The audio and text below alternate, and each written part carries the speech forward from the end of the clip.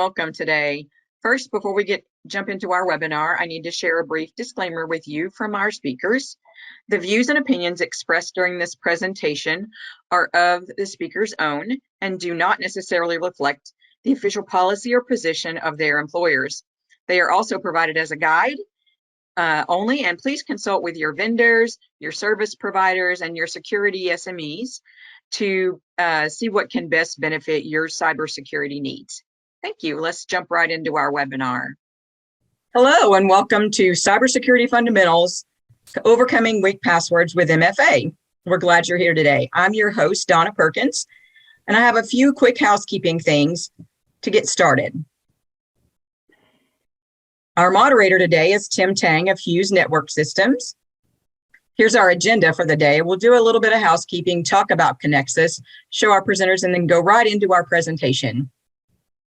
This webinar is being recorded and will be available for playback on Conexxus365.org.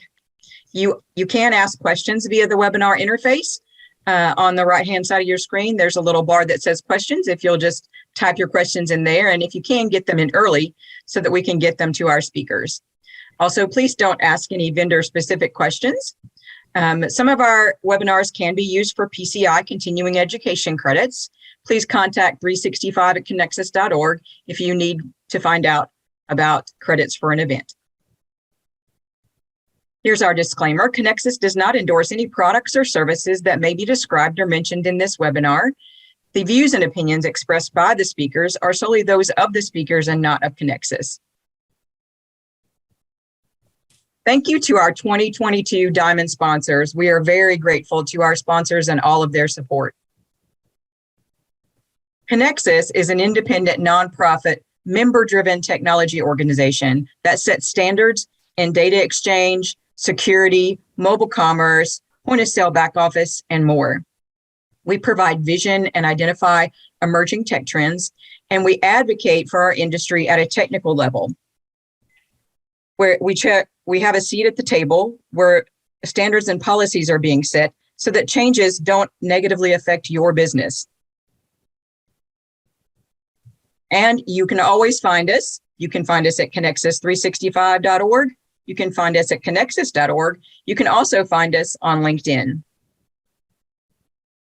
And today, now I'm happy to introduce our speakers, Marinko and Tim Tang. Tim, over to you. Hello, everyone, and thank you. Thank you for participating. Today, I have the privilege of speaking with Marinko. He is the Director of Data Security and Regulatory Compliance at Phillips 66. Marinko, thank you for just speaking with us today. Thank you for having me. Marinko, could you help us by maybe to start, provide a little bit of background? What is it that you do at Phillips 66?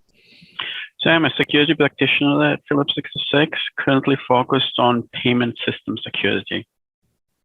And if you could, maybe just tell us a little bit about your background. How did you arrive at this role? What did your career begin with, and how did you end up in this position? So I have been a security practitioner for over 20 years now. Started in media, spent some time at a nuclear power plant, and for the last 10 years, I have been at Phillips 66 working in a different roles, from protecting the company assets from external attackers to securing midstream assets.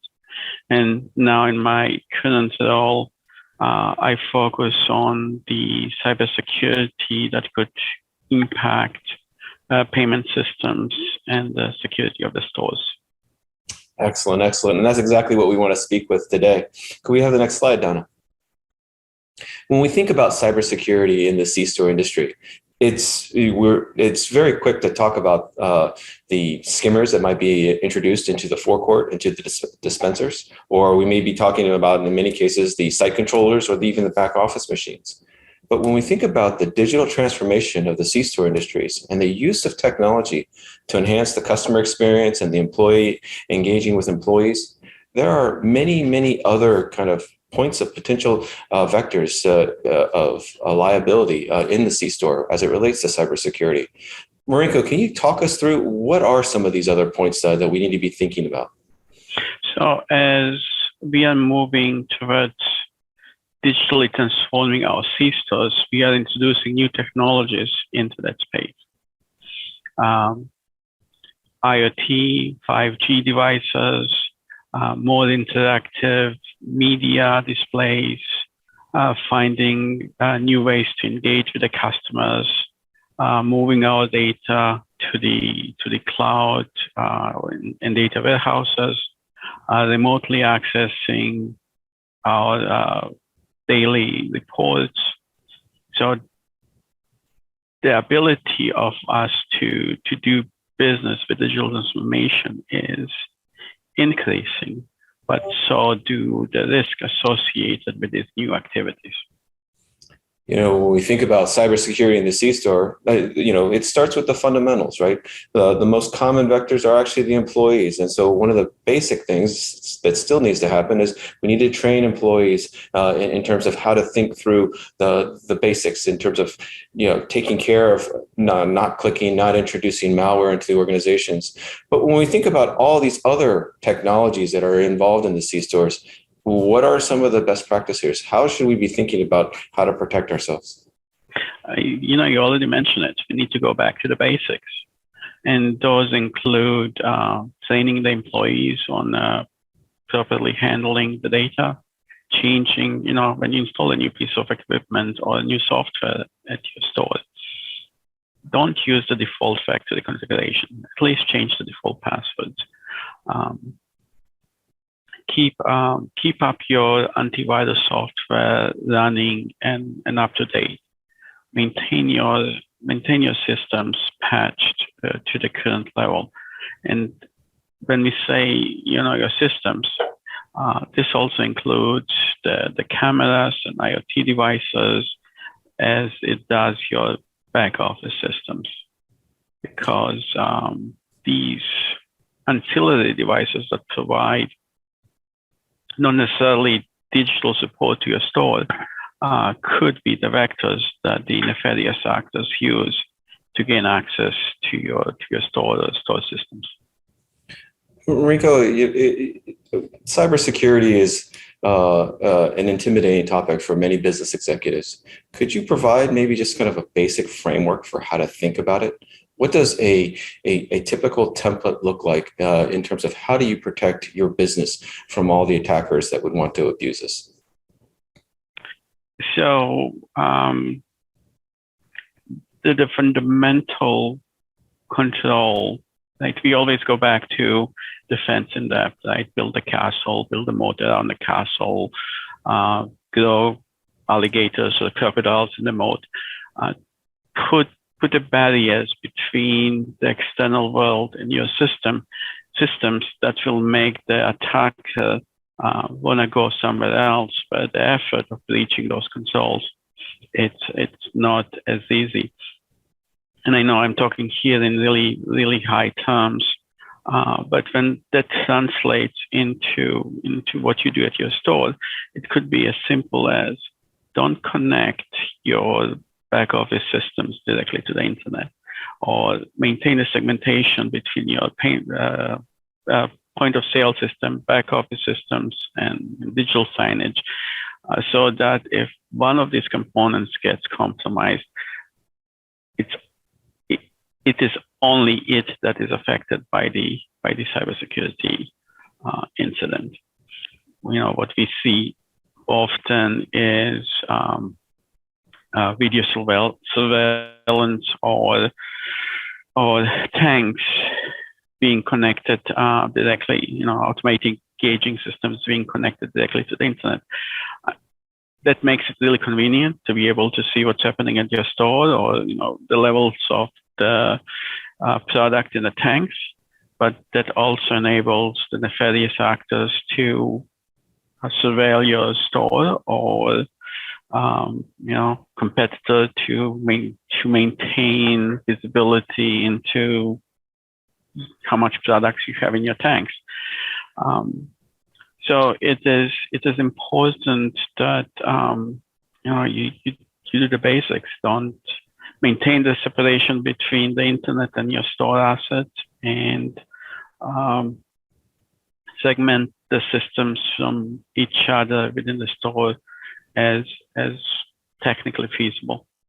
Oh, that's very helpful, Marinko. So it's not just a matter of putting a firewall to protect the inside of your stores from the outside internet. It's also providing segmentation inside your stores so that you can protect a lot of these other IoT devices, as you mentioned, the video surveillance and the digital media players from your more sensitive parts of your business, like your back office or like your point of sale system then too as well. And then as you allude to, it's also a question of having good cyber hygiene. That term comes up quite a bit in cybersecurity. Can you explain what does good cyber hygiene mean? So cyber hygiene is a term that has been borrowed from everyday life, like, what's the good hygiene? Brush your teeth, wash your hands, take showers. So there's a certain behaviors that we do during our normal daily lives to maintain hygiene of our own bodies. Similar to that, within the cyberspace, there is things, there is processes that we should be doing daily to assure that those systems are safe and protected from malicious code or viruses, malware, things like that. So items that would fall into the cyber hygiene, train your employees not to open attachments that have not been expected. Train your employees not to go to suspicious website. Have them be able to recognize what a phishing email looks like. Teach them to scan if you're using USB media to transfer files. Teach them how to scan those files with antivirus software before they open them. Take the backups of your system daily or on a significant change, and store those backups off-site or in a fireproof safe, so that you have access to those in case of emergencies. Have a process to change your passwords at minimum when you have an employee leave or you change vendors. Marinko, in the news lately, there's been so much talk about ransomware. Could you just offer some guidance of how C-store operators should be thinking about ransomware? So ransomware is a problem of the times. It's the way that the nefarious actors have learned to build entire business around, and they are successful in what they are doing because lack of cyber hygiene. So for you as a business owner to protect your stores from the threat of ransomware, there are few basic recommendations, right?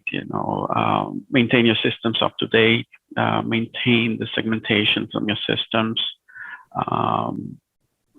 so that your important systems are not sitting on the same network as your systems that are using to browse the internet during the normal business hours. Don't allow internet to your POS systems. If you're connecting your stores to each other via back office network, use network tools that have been designed to prevent spread of malware over the networks, and have a good backups, because if an event like this occurs and you're impacted by ransomware, the most effective way to recover from that is to go back to your backups and restore your systems from the backups. I would not recommend engaging in communicating with the ransomware actors or paying ransomwares.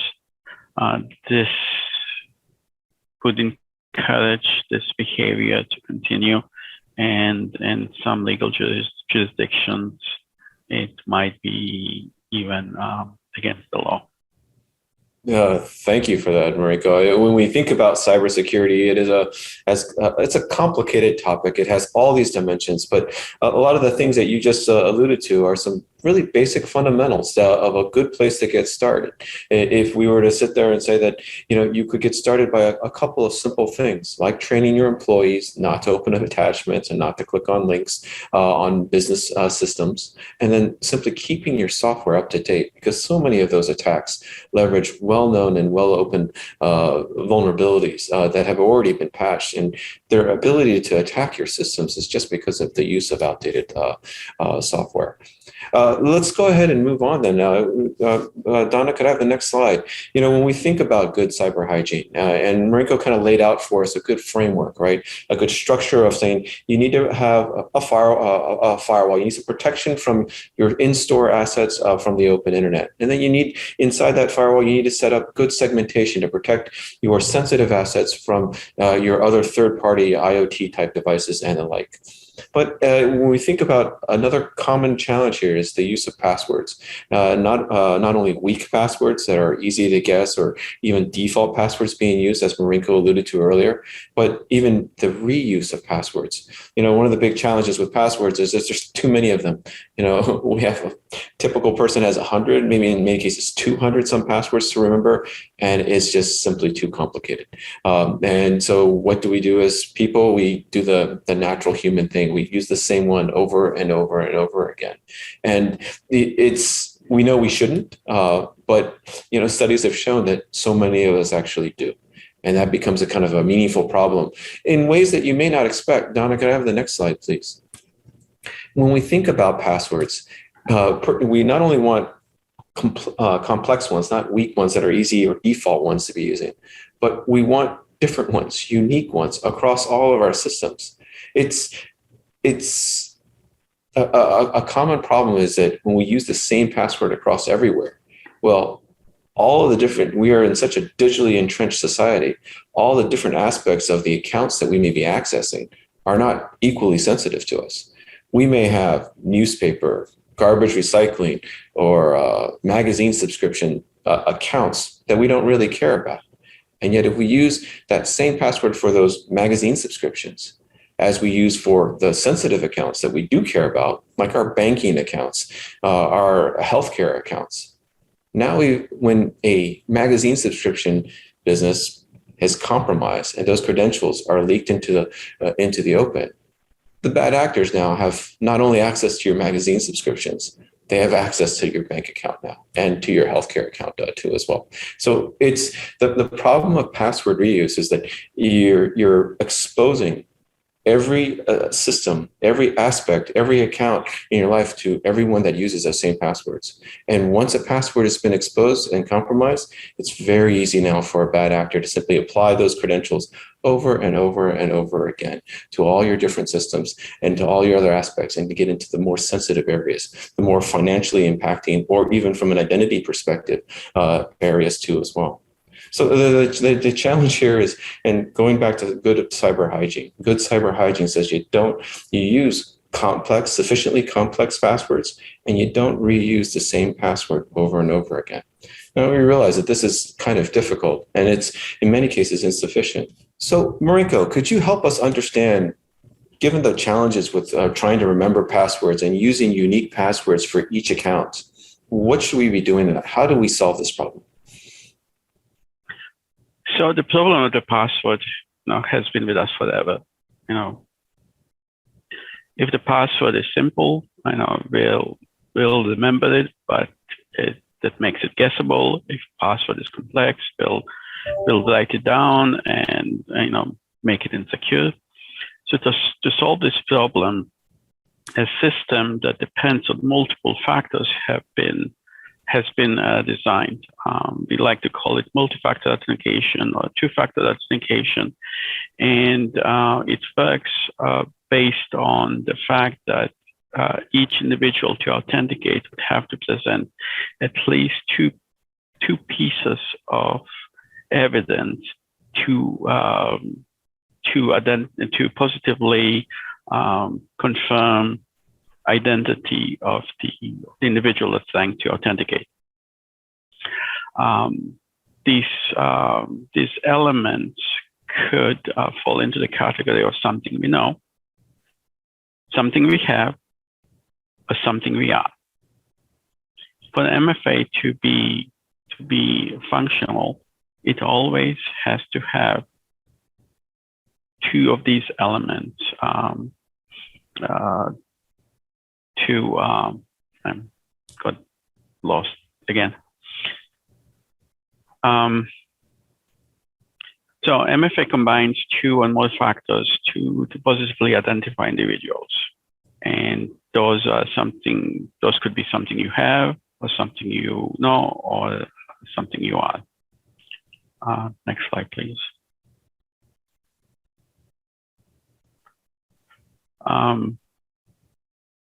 Something we know. It's a traditional authentication method.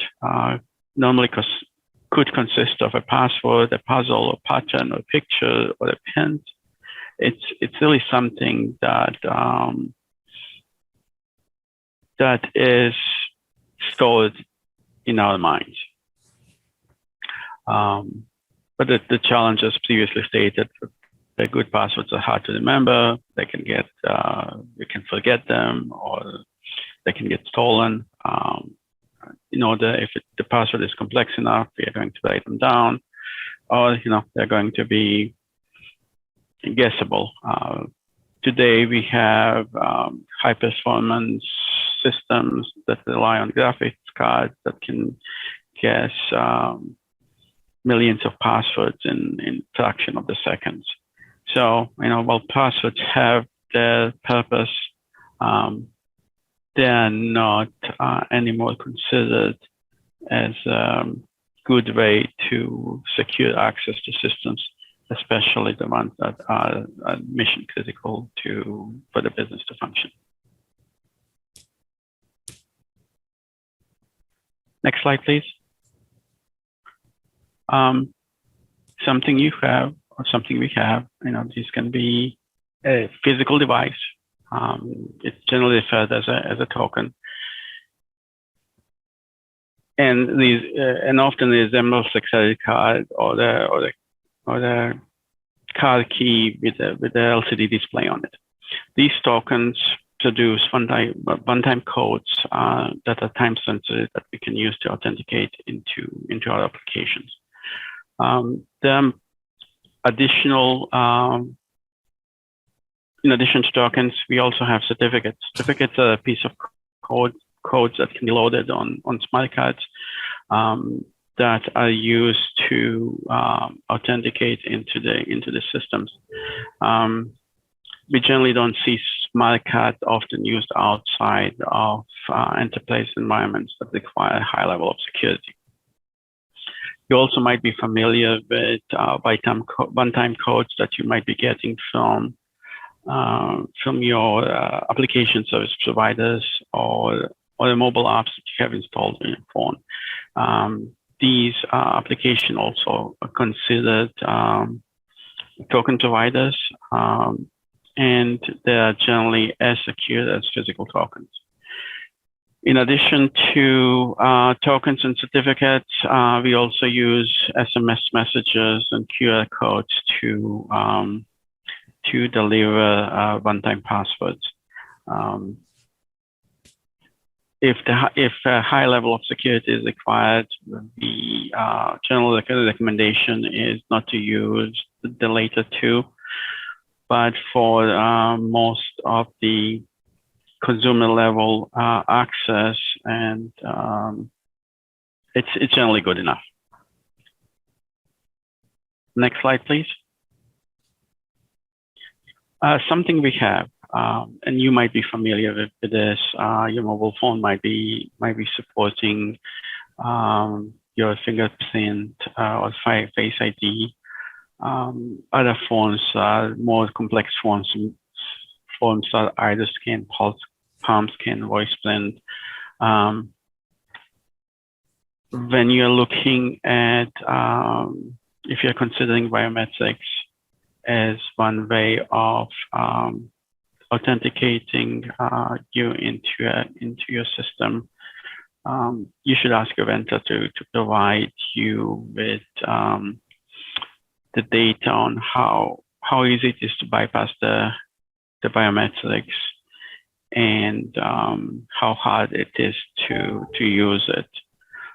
This is because there needs to be a balance between usability of the biometrics and biometrics making mistakes in allowing access when that access is not warranted. This is because if the biometrics is too high, people won't have access, and if it's turned too low, individuals that should not have access to your systems will have access to your systems. So finding a solution that provides the balance is important. Next slide, please. So what are the best practices for the MFA? So for the MFA to be, for multi-factor authentication to be functional, it cannot consist of the same two factors. So you cannot have, you cannot have to enter two passwords in order for something to be considered MFA, or scan your fingerprint and a voice print. That would not be considered secure enough. Avoid using SMS messages, email, or phone calls for high-risk access, mission-critical applications. Puzzles, patterns, pictures, security questions would fall back into the category of something you know. So you would have to pair this with something you have or something you are. Consider that adaptive MFA for better user experience. Some systems will allow you to log in once with MFA to validate your identity, but the next time you come in, it might only require you to enter a single factor. You might have experienced this with banking applications. They tend to use this type of authentication method. If you are so MFA sometimes can become burdensome. So if you are considering MFA as authentication solution, consider it at least to provide protection for your remote access. Next slide, please. So for the if you're in a business of accepting, processing, or storing credit card numbers, you are subject to PCI DSS requirements. As such, MFA is required for any access to those environments that is not local to the systems that are used to store, process, and transmit credit card data. So from that perspective, you need to consider implementing MFA as a control to protect the access to your credit card environment. Marinko, thank you very much for that very thorough overview. So multi-factor authentication, MFA, or two-factor authentication in some cases, but it's something you know, something you have, and then something you are. And in some cases, as you highlight here, this is not optional. This is a requirement that needs to be implemented. I appreciate your time. So we are going to go to a time of question and answer now, where we invite the audience to submit your questions, and we'll look forward to having a deeper discussion on what you're concerned about.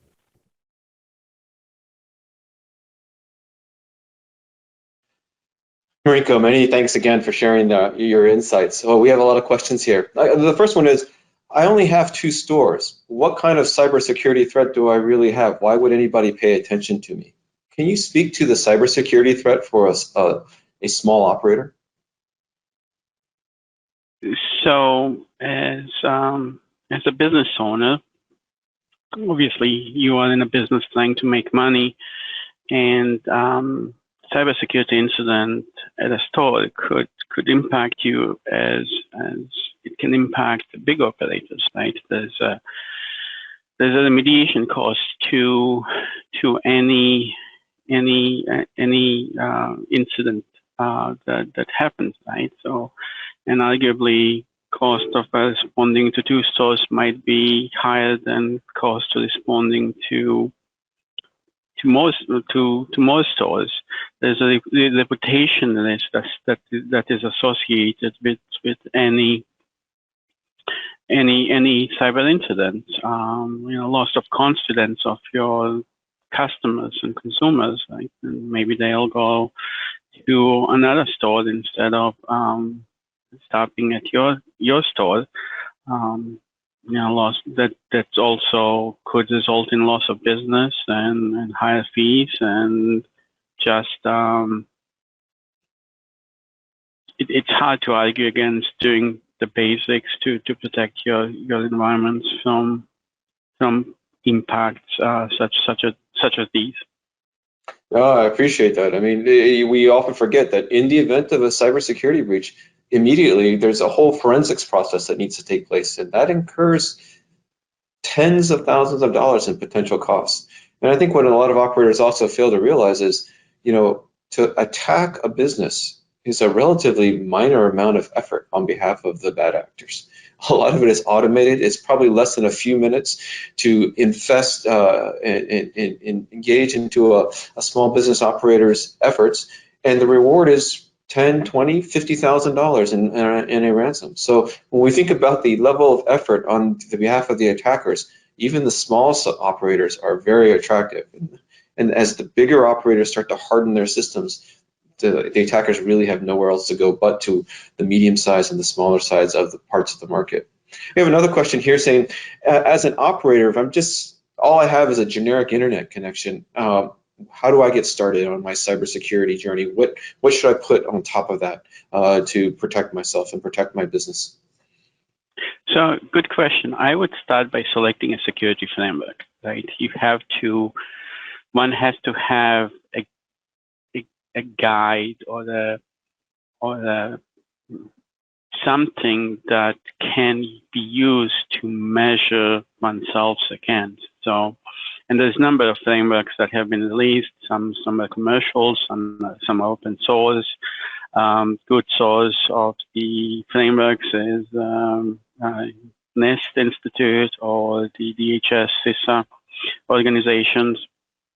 And then, I would start with reviewing the existing processes, things like, cyber hygiene, what is being done, what could be done more or better. Do we need to, do I need to improve my training of my staff? And then, look at the PCI compliance, right? Is that being what is being done in the area to achieve the PCI compliance, and can that be extended?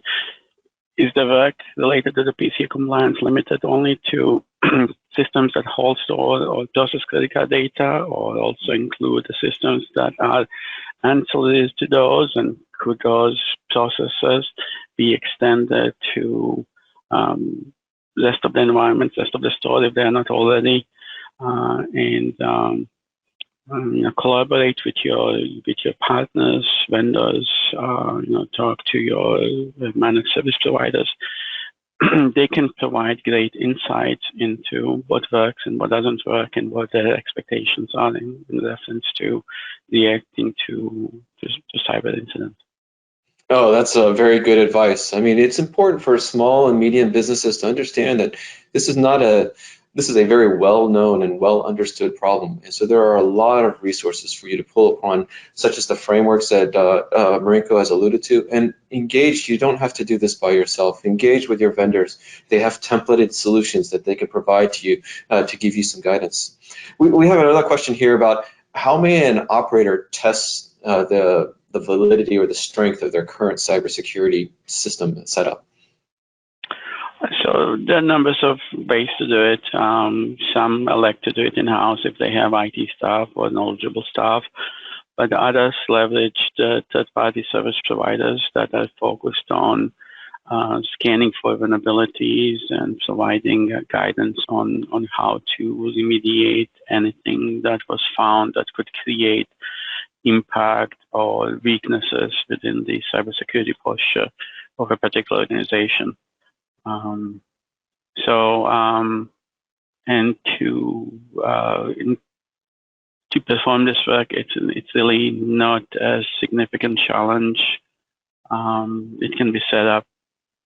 It's going to take longer to discuss the terms and conditions than to actually do the work. Even the DHS organization can provide, if you're a big organization, they can provide free scanning services to you, especially if you are part of the critical infrastructure or classified as critical infrastructure company. It's really not that difficult to engage somebody to provide you with basic scanning services that will at least provide insights in how well you are secured within your stores and how the world can observe you. And there are also search engines that are available on the internet that do this type of work and make it available on at no cost, or one has to create an account to get access to the data. But so it's really there's many different ways how to solve this challenge and get insights into how secure are your systems. That's very good advice. I mean, going back to our first slide at the beginning of this webinar, there are many points of entries and potential liabilities when we look at the C-store because of all the digital transformation that has taken place, because of all the technology that has come into the C-stores. And so a scanning solution on a routine basis is an excellent idea, a method, a process to add to your general cyber hygiene to make sure that you're keeping up with the latest and greatest security patches. We have another question here about cybersecurity insurance. What do operators need to know or understand about cybersecurity insurance? So this is kind of a difficult area to discuss. It really depends on your specific use cases and the risk tolerance and the controls that you already have in place. But start with the contracts and read a small print and understand what are the terms and conditions that would trigger this type of policy, and what are the requirements to not sure what the right language here is. What are the requirements to execute or file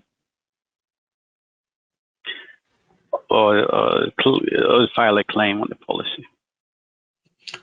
Yeah, this is an area to pay very careful attention to because there's so many breaches, and the breaches that have kind of exceeded everybody's expectations. And so insurance companies are finding that they have to pay out on a very high, rapid basis. And so they are very particular. And it's really important to understand, as Marinko alluded to, the terms and conditions of your insurance. And the time to discover that you are not compliant is not after a breach, it's before a breach. So you want to be reading that fine print now and making sure that you are in compliance with all those terms. Because once a data breach takes place, it's too late. It's too late to fix the things in your network in order to get the insurance claim filed. And one last question here is, what would you recommend, or what should an operator do in the event of a data breach or a ransomware attack? So similar to what you have stated about the insurance policy, cyber insurance policy, you should develop your incident response plan now. Right? Once the incident happened, it will be hard to develop the plan and the steps that need to be taken in consideration as you're reacting to cyber, as one is reacting to cyber incident. I would start by doing the inventory of the capabilities that I have or don't have, and build a response plan based on those. I would consider the contracts with the MSP providers, vendors, suppliers, to see what kind of capabilities they have within the tool set. Create a list of your incident response plan should create a list of the individuals or entities that need to be notified in case of the cyber incident. Have the list of your incident responses available to you and up to date. Decide on, and many of these things are going to be specific to a particular organization's capabilities and ability to react, but this is going to be very customized to each of the store operators, and as part of that, like you might rely on third party company to come out and perform incident response if you don't have in-house expertise to do so, and if you're relying on third party help, make sure that your contracts are in place, that you can call out and engage with the incident response companies immediately, instead of having to negotiate to the terms and conditions of service agreement. It's a complex question that requires some thought. But I would start with incident response plan and inventory of the capabilities that that's really important. Yeah, thank you for that. I mean, we often say it's not, when it comes to cybersecurity, it's not a matter of if you're going to have a data breach, it's a question of when you're going to have a data breach. If there's a very high risk or a high probability of having a data breach, one of the best things that you can do for yourself is to minimize the impact of that data breach. And to minimize it, you must have, as Marinko alluded to, a response plan, an incident response plan. The better you understand how to respond to a data breach, the more quickly you can take action, the less the potential, the opportunity is to lessen and reduce the ultimate financial impact and business impact of a breach. Marinko, thank you very much for taking the time to share your expertise with us. Ladies and gentlemen, I've been speaking with Marinko Kimmer of Phillips 66. Thank you for having me. Great. Thank you both so much for your time and your encouragement today, and for bringing us some great information. We appreciate it. Thank you to all of our attendees who took the time out to be with us today. We hope you enjoy the rest of your afternoon. Thank you very much. Thank you. Thank you. Bye-bye.